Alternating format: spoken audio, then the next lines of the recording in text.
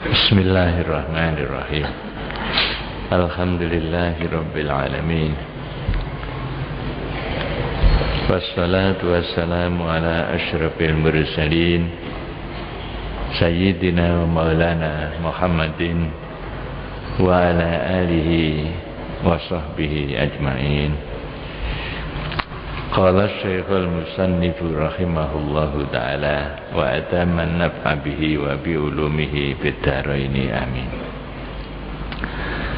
Wal maqalatut faminatu wal ishrun an Ibni Abbas radhiyallahu anhuma annahu qala. Hadirin mustami'in mustami'at rahimakumullah.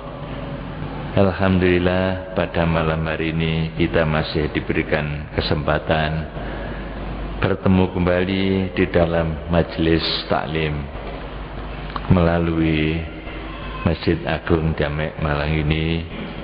Mudah-mudahan ilmu yang kita terima diterima oleh Allah Subhanahu wa taala, dijadikan ilmu yang barokah. Kita lanjutkan, yaitu makalah yang ke-28 ya.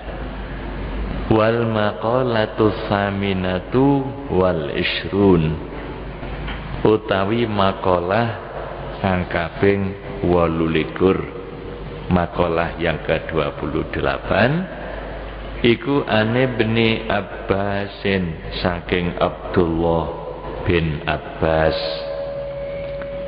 radhiyallahu anhuma. Kedua-duanya adalah sahabat. Bahkan Sayyidina Abbas ini salah seorang paman Nabi. Putranya namanya Abdullah, seorang sahabat yang alim allamah, berkat doa dari Kanjeng Nabi. Kedua-duanya kita doakan radhiyallahu anhuma. Annahu setuhune Ibnu Abbas iku qala dawuh Ibnu Abbas. Ibnu Abbas menceritakan qala Rasulullah, dawuh sapa Rasulullah sallallahu alaihi wasallam. Zata yaumin ana ing suci dina. Ya, kata Ibnu Abbas, Kanjeng Nabi pada satu hari bertemu dengan iblis. Iblis itu nenek moyangnya setan, mbai setan. Kalau Nabi Adam itu nenek moyang manusia, iblis itu nenek moyangnya setan. Bertemu dengan Kanjeng Nabi. Kanjeng Nabi bertanya kepada iblis, li iblis alaihi la'nah, ya, muga-muga ing atase iblis apa al-laknatu, laknate Gusti Allah. Kenapa alaihi laknat? Karena iblis ini ya dikutuk oleh Allah gara-gara tidak taat kepada Allah. Dengan kesombongannya, ketika diperintah oleh Allah sujud kepada Nabi Adam, dia tidak mau sujud, padahal seluruh malaikat sujud, dalam arti hormat kepada Nabi Adam. Iblis tidak mau, padahal itu adalah perintah Allah. Ma mana'aka alla tasjuda id amartuka, ya iblis, kenapa kamu tidak mau sujud?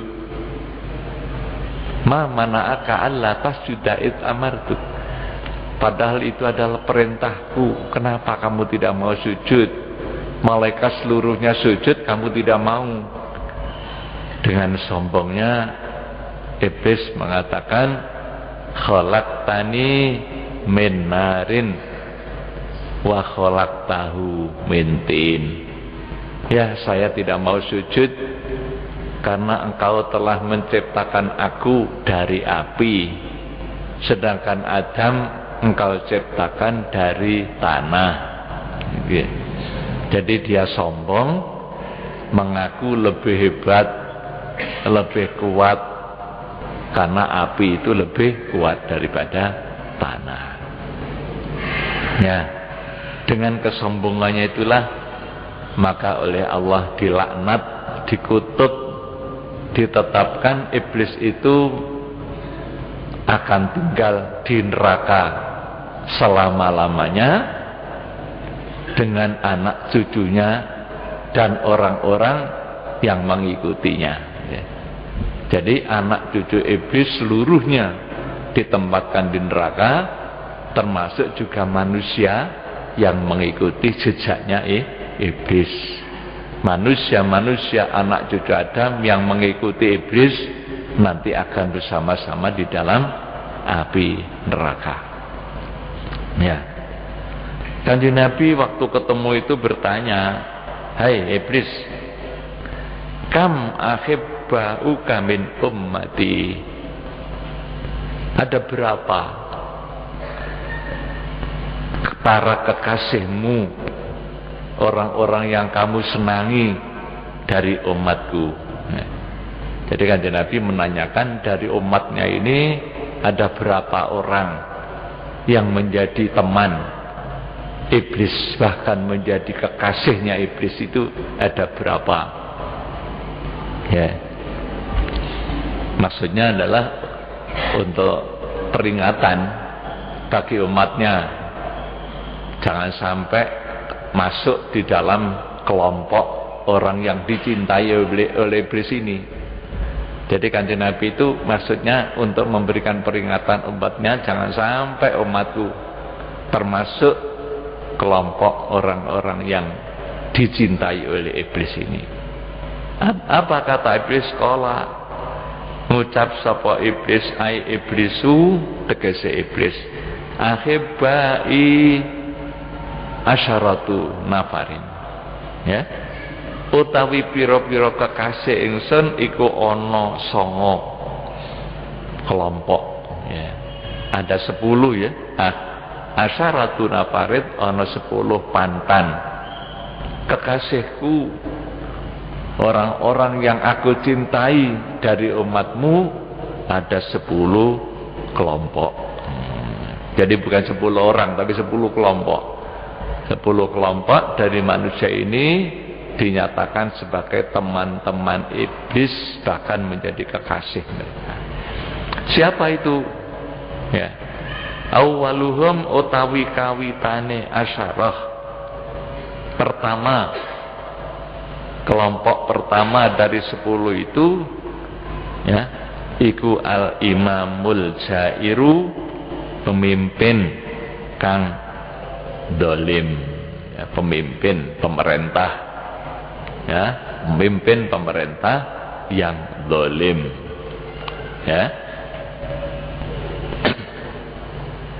Ayyadh zalimu, tegese dolim, li ra'iyatihi, maring rakyate dolim, yaitu seorang pemimpin suatu pemerintah, ya, pejabat pemerintah yang dolim terhadap rakyatnya, tidak punya kasih sayang terhadap rakyatnya, rakyat teraniaya, ya. Itu adalah orang yang pertama atau kelompok pertama daripada kekasihnya iblis. Jadi berarti iblis itu berusaha untuk menciptakan suasana dunia ini menjadi rusak, yaitu dengan adanya pemimpin pemerintah yang dolim tadi itu. Diupayakan oleh iblis orang itu dolim, ya, walaupun asalnya tidak dolim bisa berubah jadi dolim karena digoda terus oleh iblis dengan melakukan perbuatan-perbuatan. Iblis itu sangat pintar, sangat lihai bagaimana mencelakakan manusia. Mempunyai keterampilan yang luar biasa, karena iblis itu umurnya kan jauh lebih tua dari manusia. Jadi menganggap manusia itu kecil, bukan apa-apa. Jadi ilmunya jauh lebih tinggi dari manusia, karena gitu ya. Maka punya cara-cara yang sangat-sangat hebat bagaimana caranya menggoda manusia ini, ya. Tidak kena sehari, 2 hari, tidak kena 2 hari, 4 hari, terus menerus sampai kena orang itu terjaring oleh iblis ini, ya. Jadi seorang pemimpin yang zalim terhadap rakyatnya itu adalah orang yang menjadi kekasih iblis, ya. Sebab pemimpin itu sangat besar pengaruhnya. Kalau seorang pemimpin itu sudah zalim, maka bisa membawa rakyatnya sengsara, ya. Kalau karena pemimpinnya zalim, maka rakyatnya bisa berbuat zalim, karena pemimpin itu orang yang diikuti oleh rakyatnya, itulah. Maka apabila pemimpin itu baik, rakyatnya baik. Apabila tidak baik, rakyatmu tidak baik, ya. Pemimpin yang tidak baik nanti haram masuk surga. Ada hadis ya, Kanjeng Nabi menyatakan pemimpin yang zalim itu tidak akan masuk surga, haram masuk surga, ya. Ketika Kanjeng Nabi begitu diangkat menjadi Rasul oleh Allah, pada saat terjadi gencatan senjata, pada saat terjadi perdamaian Hudaybiyah, maka kesempatan itu dibuat oleh Rasulullah berkirim surat, kirim surat kepada raja-raja. Jadi raja itu kan penguasa, ya, raja-raja yang ada di luar Mekah, ya, yang ada di luar Madinah, yang memimpin pemerintahan, dikirimi surat oleh Kanjeng Nabi. Untuk apa? Diajak masuk Islam. Suratnya pendek, to the point, simple. Aslim taslam. Anda supaya masuk Islam. Kalau Anda masuk Islam, selamat. Anda akan selamat, ya. Jadi Kanjeng Nabi mengajak dengan secara tegas, mengajak untuk masuk Islam, mengikuti tuntunan agama yang diridhoi oleh Allah, agama yang dibawa oleh Kanjeng Nabi. Apabila Anda mau masuk Islam, Anda akan selamat. Tapi kalau tidak, Anda akan menanggung dosa seluruh rakyat Anda. Jadi misalnya seperti di negara kita ini jumlah penduduknya ada, ya, berapa ratus juta, ya, sekitar 200 lebih juta, ya. Itu pemerintah yang tidak zalim, pemerintah yang zalim akan menanggung dosa orang sekian ratus juta. Kalau misalnya itu gubernur, ya orang sak provinsi. Apabila itu bupati, dia akan menanggung dosanya orang sak kabupaten, begitu selanjutnya, ya. Apabila Anda masuk Islam, berarti menjadi raja yang baik, Anda akan selamat. Tapi kalau tidak, Anda akan menanggung dosa seluruh rakyat Anda. Itu isi surat Kanjeng Nabi. Kemudian di antara raja-raja itu ada yang beriman, ya, akhirnya masuk Islam, menyadari kebenaran bahwa Muhammad ini adalah benar-benar seorang nabi, nabi yang terakhir. Nabi Isa itu bukan nabi yang terakhir, karena Nabi Isa dulu pernah pesan bahwa nanti itu ada nabi sesudahku namanya Ahmad. Ini ternyata ada nabi, berarti dia itu nabi yang pernah dijanjikan oleh Nabi Isa, masuk Islam. Namun ada juga raja itu yang tidak percaya, tidak mau beriman, bahkan merobek-robek surat Rasulullah, dirobek-robek, dibuang ke tempat sampah, ya, sambil marah-marah. Kemudian setelah Rasulullah tahu bahwa suratnya dirobek-robek, kemudian beliau berdoa, ya Allah, robek-robeklah kerajaan dia sebagaimana dia merobek-robek suratku. Oleh Allah doa Rasulullah dikabulkan, ya, dalam jangka waktu yang tidak lama raja itu dibunuh, raja itu mati, kerajaannya hancur. Itulah kerajaan Romawi, ambruk kerajaannya. Itu adalah karena doa Rasulullah. Kenapa? Pemimpin pemerintah itu punya tanggung jawab yang besar daripada rakyatnya. Rakyat itu akan menjadi baik kalau pemimpinnya baik, rakyat akan menjadi tidak baik kalau pemimpin itu tidak baik. Maka di sini oleh iblis itu diupayakan bagaimana caranya supaya pemimpin pemerintah itu tidak adil, zalim gitu ya. Kalau sudah mau zalim, maka menjadi temannya iblis, jadi teman kakasih, nanti bersama-sama masuk neraka, kan gitu ya. Kemudian di sini diselingi dengan sebuah hadis ya. Qala dawuh sapa Rasulullah sallallahu alaihi wasallam, man da'a lidzalimin bil baqa'i faqad ahabba an yu'sa Allahu fi ardihi. Gitu ya. Man utawi sapa wong da'a kang ndongaaken sapa man lidzalimin maring wong dolim bil baqai kelawan langgeng. Barang siapa yang mendoakan orang dolim didoakan baik. Orang dolim kok didoakan baik, didoakan mudah-mudahan ya dia itu kekal tetap terus menerus memimpin, misalnya begitu ya, didoakan. Mendoakan orang dolim untuk terus menerus jadi pemimpin. Fakot ahabba, mongko teman-teman demen sopeman an yukso yanto den durakani, ya, sopo Allahu Allah fi ardihi ing dalam bumi neman, ya. Jadi barang siapa yang mendoakan pemimpin yang dolim, mudah-mudahan pemimpin itu tetap, misalnya begitu ya, maka berarti orang ini senang perbuatan maksiat itu akan tetap ya terjadi terus menerus di bumi Allah tadi ya.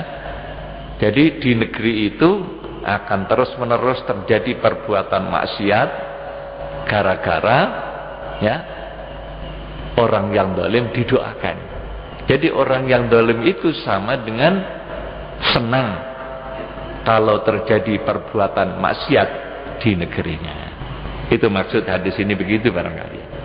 Man da'a lidzalimin bil baqa faqad ahabba an yu'sa Allahu fi ardihi. Ya. Jadi kalau orang zalim itu terus-menerus menjadi pemimpin padahal zalim, maka ya kalau orang ini mendoakan sama dengan itu senang perbuatan maksiat akan terus-menerus merajalela di negeri itu, gitu ya. Itu yang pertama adalah orang yang dicintai oleh iblis. Yang kedua, wal mutakabbiru lan wong kang gumedhe, orang yang sombong. Mutakabbir, sombong itu ya seperti iblis tadi itu, merasa lebih bagus daripada orang lain. Itu namanya ya mutakabbir. Orang yang mengaku lebih hebat dari orang lain, itu namanya orang yang takabur, yang dijadikan alat untuk sombong. Itu macam-macam. Kadang-kadang berupa kekayaan, merasa lebih kaya dari orang lain. Kadang-kadang ilmu, merasa lebih pintar dari orang lain. Kadang-kadang kedudukan jabatan bisa membawa kesombongan. Bisa juga keturunan, ya, keturunan, ya, tedak dari orang besar, bisa itu menjadikan orang sombong, mengaku lebih bagus dari orang lain, ya. Sampai yang kecil-kecil, apa yang kita miliki ini bisa menjadikan kesombongan. Kalau sampai kita melihat orang lain lebih jelek dari kita, itu namanya sombong. Sampai Sayyidina Ali itu pernah mengatakan, barang siapa yang mengatakan bahwa sandal saya lebih baik dari sandal teman saya, itu sombong. Itu kata kata Sayyidina Ali. Cuma sandal aja. Sandalku luwih apik. Itu sudah sombong.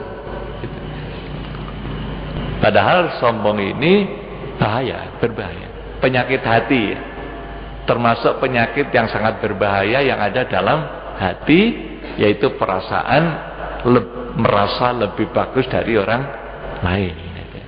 Nah, orang yang punya sifat sombong itu tidak akan masuk surga.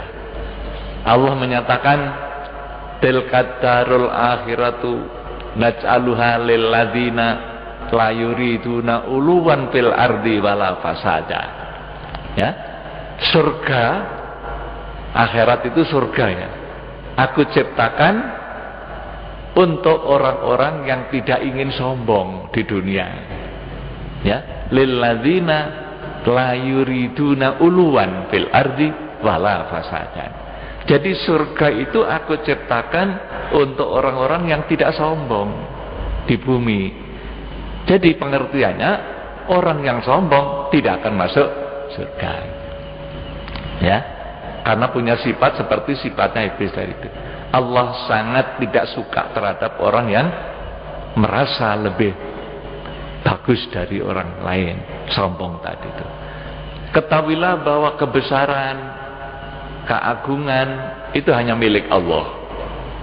Maka selain Allah tidak boleh menggunakan sifat ini, sifat keagungan, sifat kebesaran, tidak boleh, ya. Maka orang yang mulia itu adalah orang yang tawaduk. Kebalikan dari takabur itu tawaduk, ya. Kalau takabur itu tinggi, sombong. Kalau tawaduk itu rendah, ya. Itu yang dicintai oleh Allah adalah orang-orang yang merendahkan dirinya di hadapan Allah, merendahkan hatinya di hadapan manusia, tawaduk. Maka barang siapa yang sombong, man takabbara wada'ahu Allah, oleh Allah akan dijatuhkan, ya. Kebalikannya, waman tawadha'a rafa'ahu Allah, barang siapa yang tawadhu, oleh Allah akan diangkat. Itulah Kanjeng Nabi itu, Kanjeng Nabi Muhammad sallallahu alaihi wasallam, orang yang diangkat derajatnya paling tinggi oleh Allah karena beliau adalah orang yang paling tawadhu. Ya, predikat titel yang pertama beliau miliki adalah Abdullah, kemudian Rasulullah. Wa ashhadu anna sayyidana Muhammadan abduhu wa rasuluh. Saya menyaksikan bahwa Nabi Muhammad itu adalah hamba Allah dan utusan Allah. Jadi hamba ini Abdullah, ya. Maka kalau kita ingin mencontoh Kanjeng Nabi, memperingati Maulid Nabi di mana-mana, marilah kita contoh paling tidak adalah tawaduknya ini. Tawaduk, andap asor itu Kanjeng Nabi. Sampai-sampai Kanjeng Nabi itu tawaduk itu terhadap orang yang di bawahnya. Jadi Kanjeng Nabi tawaduk terhadap orang yang di bawahnya. Jangankan kepada sesamanya, orang yang seimbang misalnya ada, ya. Dengan orang yang di bawahnya saja Kanjeng Nabi itu tawaduk. Sesuai dengan perintah Allah, wahfid janahaka limani taba'aka minal mu'minin. Kanjeng Nabi tawaduk terhadap orang-orang mukmin yang mengikuti Kanjeng Nabi. Kanjeng Nabi itu tawaduk. Maka Kanjeng Nabi diangkat oleh Allah ke derajat yang paling tinggi. Wa rafa'a ba'dahum darajat.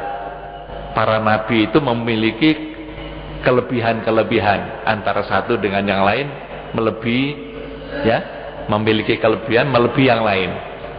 Tilkar rusulu faddalna ba'dahum ala ba'din. Ya. Minhum man kallamallah. Di antara mereka itu ada yang diajak bicara langsung oleh Allah, yaitu Nabi Musa kalimullah. Kemudian di dalam ayat itu ada wa rafa'a ba'dahum darajat. Di antara nabi-nabi itu oleh Allah ada yang diangkat ke tingkatan yang paling tinggi. Itulah Nabi Muhammad. Ini harus menjadi keyakinan, menjadi akidah kita, menjadi akidah kita umat Islam, bahwa Kanjeng Nabi itu di samping rahmatan lil alamin, Kanjeng Nabi itu adalah khairul khalqi ajmain. Makhluk yang paling bagus itu adalah Kanjeng Nabi. Ini menjadi akidah kita umat Islam, ya. Jadi yang kedua, yang menjadi teman atau kekasih iblis itu adalah orang yang sombong, wal mutakabbir. Ya. Ruya dan riwayatake, ada riwayat hadis annahu satuhune Kanjeng Nabi sallallahu alaihi wasallam iku qala dawuh sapa Kanjeng Nabi, yusyaru bakal den kumpulake sapa al mutakabbiruna, wong kang gumedhe kabeh yaumal kiamati, besok ing dalem dina kiamat, amsalal dzurri, ing pira-pira misile semut pudak. Fi suwarir rajulin, ing dalem gambare, fi suwarir rijali, ing dalem rupa pira-pira wong lanang. Nanti pada hari kiamat, orang-orang yang sombong itu dikumpulkan oleh Allah, ya, dalam bentuk semut budak, semut yang paling kecil itu.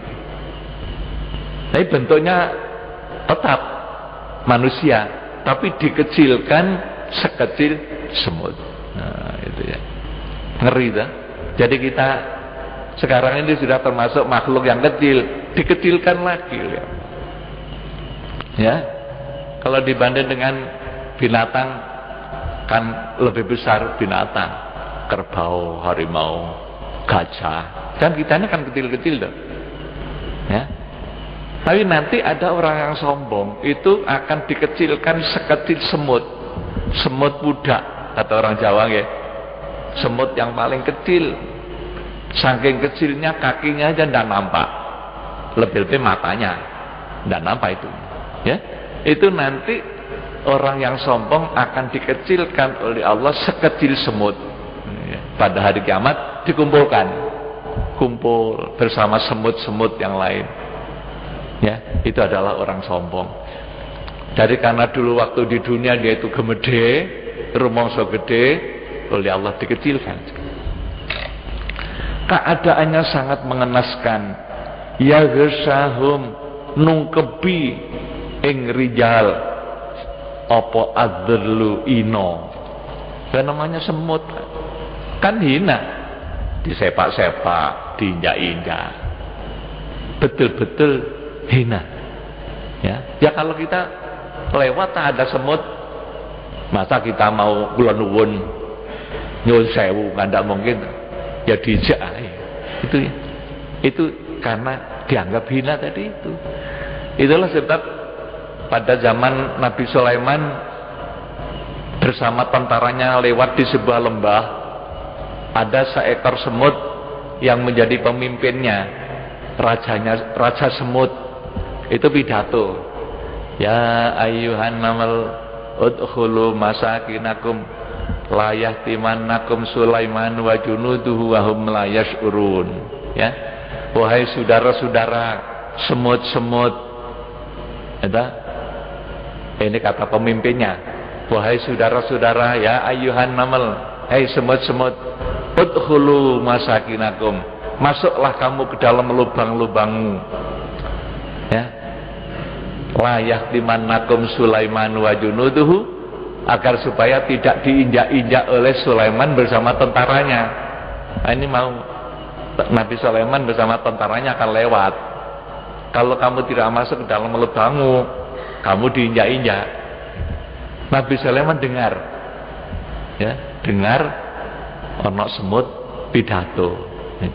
Nabi Sulaiman dengar dan paham bahasa semut. Betul. Mana ada sekarang perguruan tinggi fakultas sastra jurusan bahasa semut, yang tidak ada. Maka jangan sombong. Jadi Al-Quran itu lebih hebat gitu, daripada paling modern. Sekarang ini berbagai macam bahasa dipelajari. Ya, anak-anak kita sudah mulai pinter-pinter bahasa Inggris, bahasa Arab, bahasa Jerman, macam-macam, ada bahasa Mandarin. Ya, monggo. Tapi harus mengerti bahwa Allah Maha Kuasa. Ya, ternyata semut itu juga ngomong. Ya, sekarang manusia belum bisa belajar. Nabi Sulaiman tahu dan mendengar semut tadi itu pidato.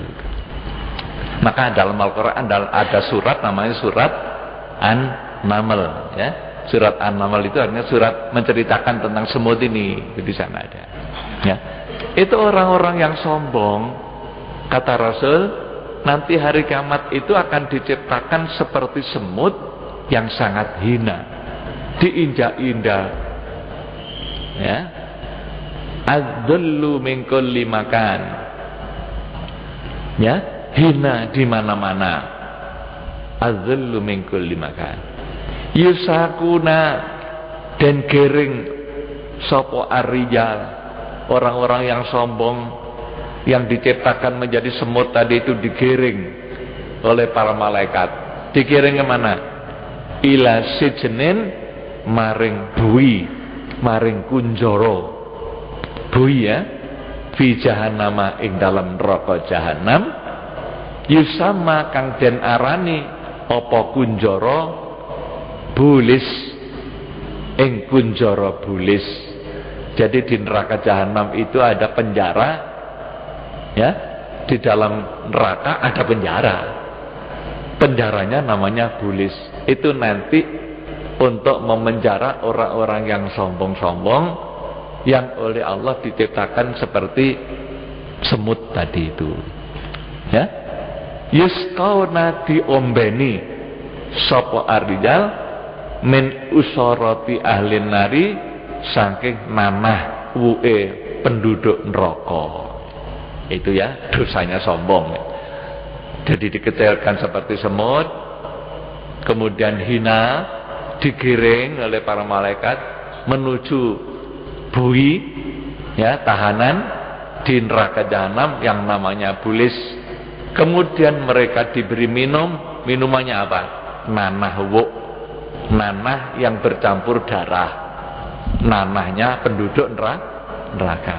Na'udzubillah min dzalik. Rawahu al-Imam Ahmad wa Tirmidzi, hadis riwayat Imam Ahmad dan Imam At-Tirmidzi. Na'udzubillah min dzalik. Maka dari itu kita harus menghilangkan kesombongan dalam hati, sebab kesombongan itu sangat-sangat berbahaya, ya. Wal ghaniyyu allazi la yabali, wallahu alam bisawab. Allahumma shalli ala Muhammad maulaya sholli wa sallim iman abada ala habibika khalil khalqi kullihimi khafata kullama min bil idafati id nuti tabir rabai mit lal mufradil alami maula ya salli wa sallim iman abada ala habibika khairil khalqikun kaima tafuza biwas lin ayyi mustatirin anil uyuni wasir rin ayyi muqtadimi maula ya salli wa sallim daiman abada ala habibika khairil khalqi kullihim huwal habibul ladzi turja syafa'atuhu likulli hawlim minal awali muqtafami ya Rabbi bil Mustafa baligh maqasidana waghfir lana ma madha ya wasi'al karam Allahumma anfa'na bima 'allamtana wa 'allimna ma yanfa'una ya Allah Allahumma zidna ilman nafi'a wa qalban munawwara wa fahman sahiha wa lisanan nasiha wa i'tiqadan naqina Allahumma ij'alna 'aliman bi ilmik wa salihan bi ibadatik Rabbana atina fid dunya hasanah wa fil akhirati hasanah wa qina adzabannar wa sallallahu ala sayyidina Muhammadin wa ala alihi wa sahbihi wasallam walhamdulillahi rabbil alamin wassalamu alaikum warahmatullahi wabarakatuh.